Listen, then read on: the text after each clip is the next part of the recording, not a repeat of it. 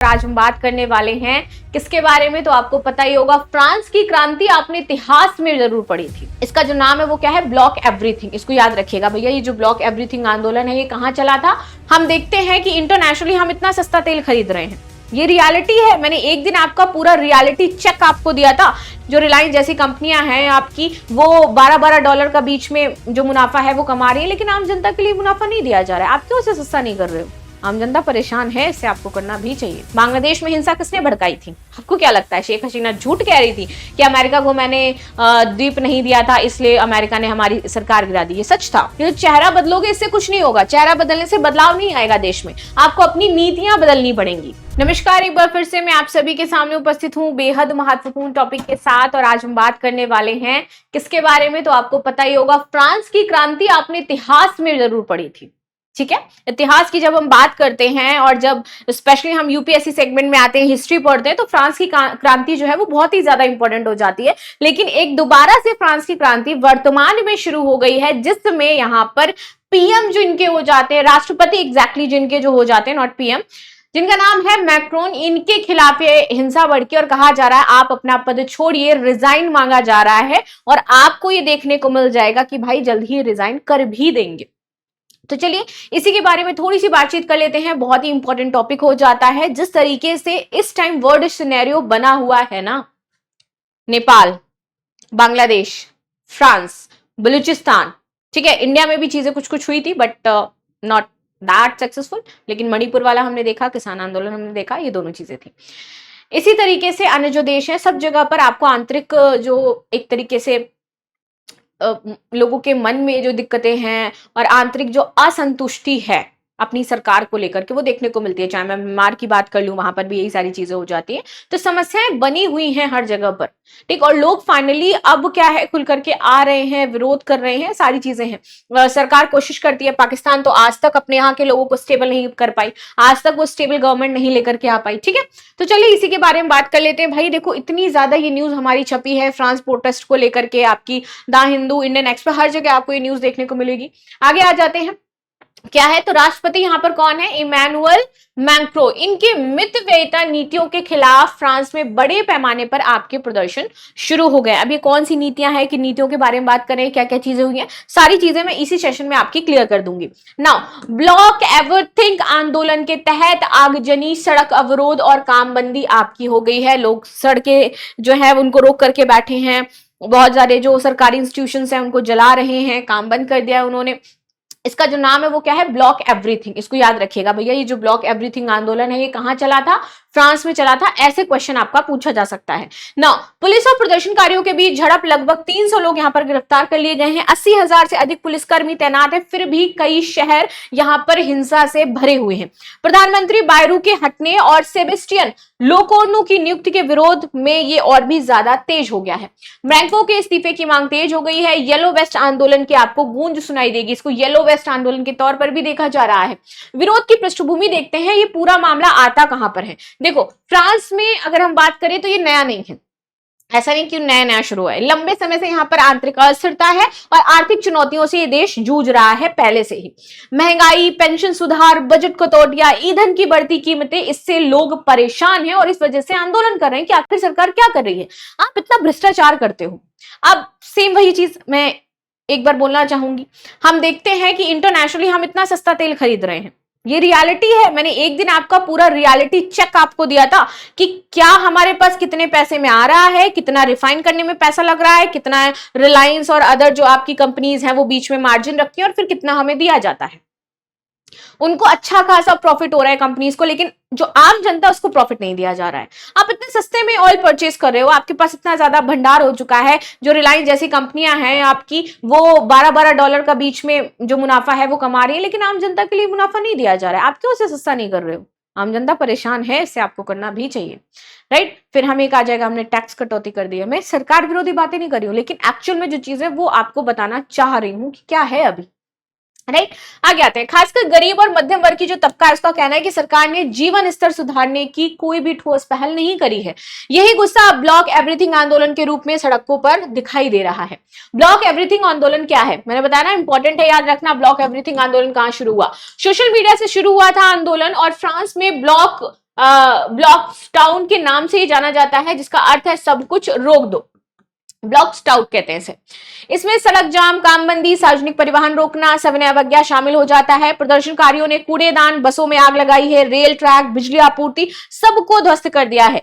राजधानी जो पेरिस है, इसको लेकर के लियोन, मर्सिले, मोंटोपेलियर और बोर्डो तक आपकी अशांति पहुंच गई है। भारी सुरक्षा तैनाती के बावजूद यहां पर हिंसा हो रही। 80,000 जो पुलिसकर्मी वो तैनात है, लेकिन उतनी बड़ी भीड़ के आगे वो 80,000 सैनिक भी आपके छोटे ही लगेंगे।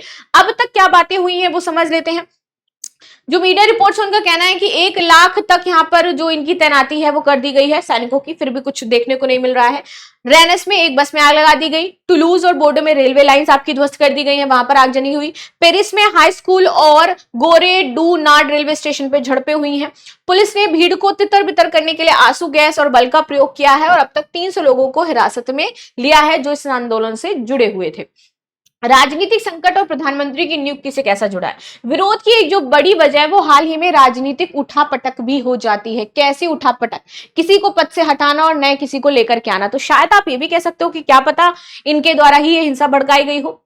कोई बड़ी चीज नहीं है, ऐसा हो सकता है और ऐसा होता भी है। बांग्लादेश में हिंसा किसने भड़काई थी? आपको क्या लगता है? शेख हसीना झूठ कह रही थी कि अमेरिका को मैंने द्वीप नहीं दिया था इसलिए अमेरिका ने हमारी सरकार गिरा दी। ये सच था, ये बिल्कुल सच था कि अमेरिका का उसमें हाथ था हिंसा भड़काने में, और सेम वही काम किया गया वहां पर।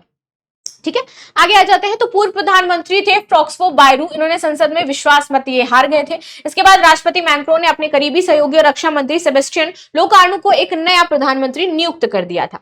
ठीक है, लोकार्नो 2 वर्ष से कम समय में 5वें प्रधानमंत्री हैं और मात्र 12 महीने में 4थे प्रधानमंत्री बन गए हैं। प्रदर्शनकारियों का मानना है कि बदलाव जो चेहरा है बदलाव लेकर के आ रहा है, जबकि असली समस्या मैक्रो की नीतियों में है। ये जो चेहरा बदलोगे इससे कुछ नहीं होगा, चेहरा बदलने से बदलाव नहीं आएगा देश में, आपको अपनी नीतियां बदलनी पड़ेंगी। जब नीतियां ही खराब हैं तो कैसे आप नए डेवलपमेंट की बात कर सकते हो, विकास की आप बात कर सकते हो, राइट? चलो, जनता और यूनियनों की प्रतिक्रिया क्या है? कई प्रदर्शनकारियों का कहना है कि मैक्रो को इस्तीफा देना होगा, किसी और को हटाने से कुछ नहीं होगा। छात्र, शिक्षक, यूनियन सरकारें अधिक बजट, शिक्षा, स्वास्थ्य सेवाओं में सुधार की मांग कर रही हैं।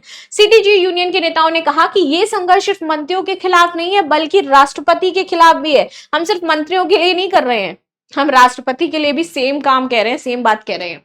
सामाजिक आर्थिक कारण क्या हो जाते हैं? आर्थिक कारण की बात करें तो मितव्ययी नीतियां इनकी, जैसे कि बजट कटौतियों ने शिक्षा, स्वास्थ्य और सामाजिक सेवाओं को प्रभावित किया है। अब ये क्या कर रहे हैं कि अपने बजट में शिक्षा के क्षेत्र में ज्यादा पैसा नहीं खर्च कर रहे हैं, स्वास्थ्य के क्षेत्र में ज्यादा पैसा नहीं खर्च कर रहे हैं, सामाजिक कल्याण के लिए पॉलिसीज नहीं बना रहे। तो आप बजट लेकर के आओ ना फ्रांस के लिए, जिसमें इन सारी चीजों को आप रखो, आम जनता को यहां पर फायदा पहुंचाओ, तो वैसा भी नहीं हो पा रहा है। गरीबी और असमानता, फ्रांस के सांख्यिकी ब्यूरो के अनुसार हाल के वर्षों में असमानता और गरीबी तेजी से यहां पर बढ़ गई है। किसान और मजदूर, 2024 में किसानों ने भी सब्सिडी कसौटी और कटौती और मुक्त व्यापार जो समझौते हैं इसका विरोध किया था।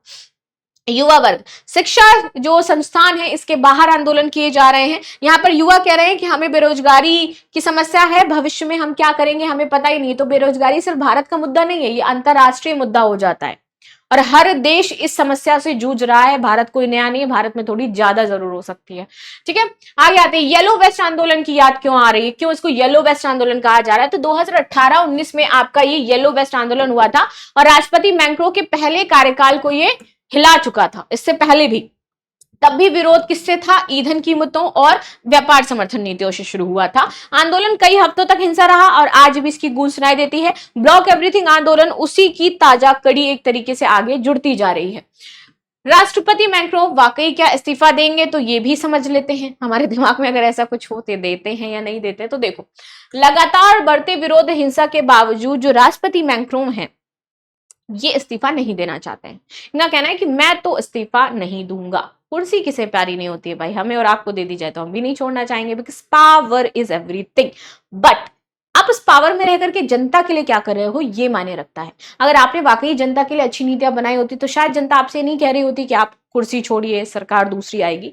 समझते हैं। उन्होंने विपक्ष पर आरोप लगाया कि वे सत्ता के भूखे और गैर जिम्मेदार तरीके से जनता को भड़का रहे हैं। उनका कहना है कि विपक्ष ये काम कर रहा है उनकी कुर्सी छीनने के लिए। लेकिन विशेषज्ञों का कहना है कि यदि यह आंदोलन और उग्र हुआ तो मैक्रो की सरकार पर दबाव बढ़ेगा और इनको इस्तीफा देना पड़ सकता है। इमैनुअल मैक्रो की बात कर लेते हैं, कहां से इनका राजनीतिक करियर शुरू हुआ और अभी तक ये क्या क्या कर रहे हैं। 2014 में मैनुअल वॉल्स की सरकार में अर्थव्यवस्था, उद्योग और डिजिटल मामलों के मंत्री बने थे।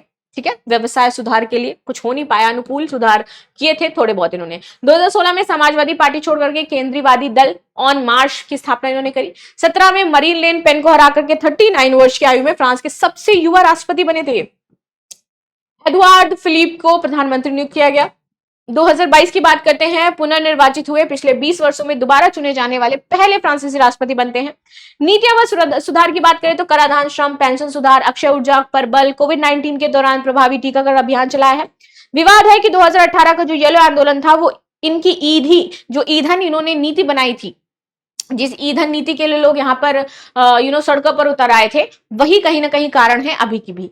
विदेश नीति तो यूरोपीय संघ सुधारों की वकालत उन्होंने की। जर्मनी व इटली से संबंधित जो संधियां हैं, रूस यूक्रेन युद्ध, इसमें इनकी सक्रियता देखने को मिली है। 2025 में फिलिस्तीन को स्वतंत्र देश के रूप में मान्यता देने का प्रस्ताव इसमें रखा गया था, जिससे वैश्विक चर्चा हुई थी। ये चाहते थे कि फिलिस्तीन एक स्वतंत्र देश बने, तो ये फिलिस्तीन का समर्थन कर रहे थे। राइट नाउ, फ्रांस इस समय गहरे राजनीतिक और सामाजिक संकट में है, इसमें कोई दो राय नहीं है। ब्लॉक एवरीथिंग आंदोलन है, इससे आम जनता को तो बहुत ज्यादा समस्याएं हो रही हैं, साथ ही साथ सरकार भी परेशान है। यहाँ पर काफी लंबे समय से अगर हम बात करें तो विरोध हो रहा था, लेकिन कुछ फायदा निकल करके नहीं आ रहा था। फाइनली अभी यहाँ पर कुछ चीजें देखने को मिली हैं।